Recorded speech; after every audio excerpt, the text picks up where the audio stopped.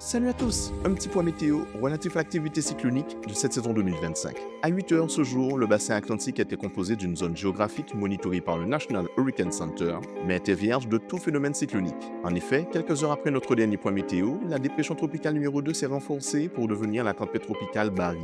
Comme envisagé par les spécialistes, ce phénomène a rapidement perdu en vigueur en s'enfonçant dans les terres mexicaines et a finalement perdu ses caractéristiques de cyclone tropical lundi matin. Nous voilà donc avec une nouvelle surveillance activée par les prévisionnistes américains, localisés de part et d'autre de la péninsule floridienne. Certains membres composant les modèles numériques majeurs émettent en effet l'hypothèse qu'une zone de basse pression issue des résidus d'un ancien front météorologique pourrait tenter de se développer au sud-est des côtes états-uniennes d'ici à la fin de la semaine. Cette zone dépressionnaire pourrait par la suite acquérir des caractéristiques tropicales ou subtropicales. À ce jour, et selon le NAC, les probabilités de cyclogénèse liées à cette future zone de basse pression sont faibles.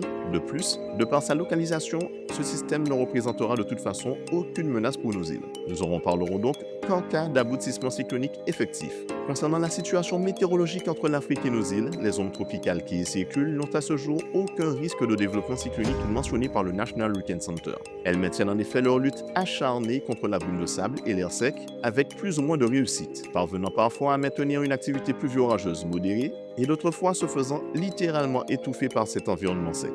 Et heureusement pour nous, puisque dans le même temps, la diminution progressive du cisaillement, suggérée lors du bulletin datant du 25 juin dernier, s'est entre-temps amorcée dans cette région géographique. L'environnement atmosphérique est de ce fait actuellement un peu moins hostile au développement cyclonique. Mais pour l'heure, et selon les prévisionnistes, la prochaine perturbation prévue d'impacter l'arc des Petites Antilles entre jeudi soir et la journée de vendredi ne devrait le faire que sous la forme d'une onde tropicale.